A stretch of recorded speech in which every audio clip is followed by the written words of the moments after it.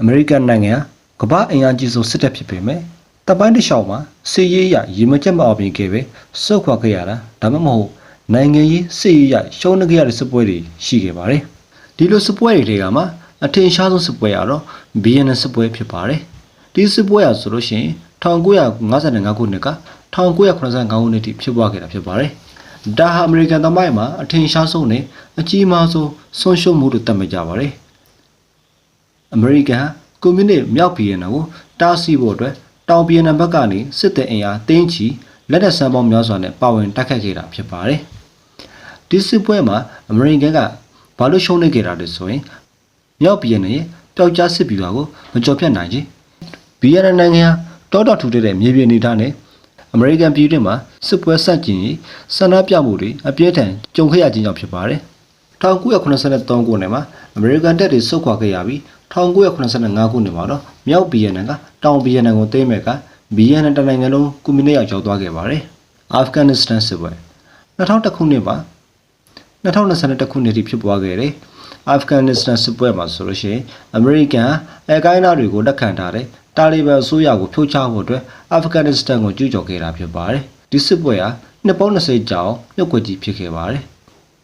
ဒီစစ်ပွဲမှာအမေရိကန်ကဘာကြောင့်ရှုံးခဲ့တာလဲဆိုလို့ရှိရင်တာလီဘန်တွေကိုအမြင့်ပြတ်မချေမှုနိုင်ခဲ့ပဲတောင်ကုန်းတောင်တန်းတွေပေါ်မှာပျောက်ကြားစစ်တပ်ရင်ဆိုင်ခဲ့ရတာဖြစ်ပါတယ်အမေရိကန်ကြောထောက်အနောက်ခံပေးထားတဲ့အာဖဂန်အစိုးရဟာလည်းအကျဉ်းပြတ်ချစားမှုတွေကြောင့်အားနည်းခဲ့ပါတယ်2021ခုနှစ်အောက်တိုဘာလမှာအမေရိကန်တပ်တွေကအာဖဂန်နစ္စတန်ကနေပြီးတော့အပြည့်သက်ဆုတ်ခွာခဲ့ရပြီးအမေရိကန်တပ်တွေဆုတ်ခွာနေုံချိန်မှာပဲတာလီဘန်ဘက်ကအာဖဂန်နစ္စတန်ကိုမူလအတိုင်းပြန်လည်သိမ်းပိုက်ဆူမှုသွားခဲ့တာဖြစ်ပါတယ်ဆိုမာလီယာပဋိပက္ခ1992ခုနှစ်မှာ1994ခုနှစ်ထိဖြစ်ပွားခဲ့တဲ့ဆိုမာလီယာပဋိပက္ခမှာဆိုလို့ရှိရင်လည်းအမေရိကန်ကစစ်ရှုံးခဲ့တာဖြစ်ပါတယ်ကုလသမဂ္ဂရဲ့ငြိမ်းချမ်းထိန်းသိမ်းမှုအသွင်နဲ့အမေရိကန်တပ်တွေကဆိုမာလီယာကိုဝင်ရောက်ခဲ့ပေမဲ့ဒေသခံစစ်ပြေတွေနဲ့တိုက်ပွဲပြင်းထန်ခဲ့ပါတယ်1993ခုနှစ် Black Hawk Down လို့သိများတဲ့မော်ဂါဒစ်ရှုတိုက်ပွဲမှာ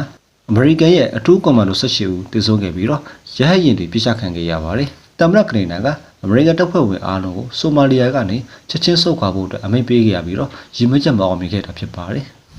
ဒါအပြင်တမိုင်းပညာရှင်အချို့ညှိခုတ်စစ်ဖြစ်တဲ့စစ်ပွဲတွေလည်းရှိပါတယ်1950မှာ1953ခုနှစ်ထိဖြစ်ပွားခဲ့တဲ့ကိုရီးယားစစ်ပွဲမှာအမေရိကန်ဦးဆောင်တဲ့ကုလသမဂ္ဂတပ်တွေဟာမြောက်ကိုရီးယားနဲ့တရုတ်တပ်တွေကိုတိုက်ခိုက်ခဲ့ပါတယ်ဒီစစ်ပွဲဟာဘယ်သူမှမနိုင်ပဲစစ်ရစေးစာချုပ်နဲ့ပဲပြီးဆုံးသွားခဲ့ပြီးတော့ကိုရီးယားကျွန်းဆွယ်ဟာဒီနေ့ထိနှစ်ချမ်းကွက်နေတော့မို့လို့အမေရိကန်အတွက်မနိုင်ခဲ့တဲ့စစ်ပွဲတည်ပွဲလို့သတ်မှတ်လို့ရပါတယ်နောက်တစ်ခုကတော့1812ခုနှစ်မှာအမေရိကန်နဲ့ဗြိတိန်နိုင်ငံကြားမှာဖြစ်ပွားခဲ့တဲ့စစ်ပွဲဖြစ်ပါတယ်ဒီစစ်ပွဲမှာဗြိတိန်တပ်တွေကအမေရိကန်နိုင်ငံရဲ့အင်ဖြူတော်ကိုတော့မိရှုနိုင်ခဲ့ပါတယ်ဒီစစ်ပွဲမှာလည်းနေပြည်ပြောင်းလဲမရှိခဲ့ပဲ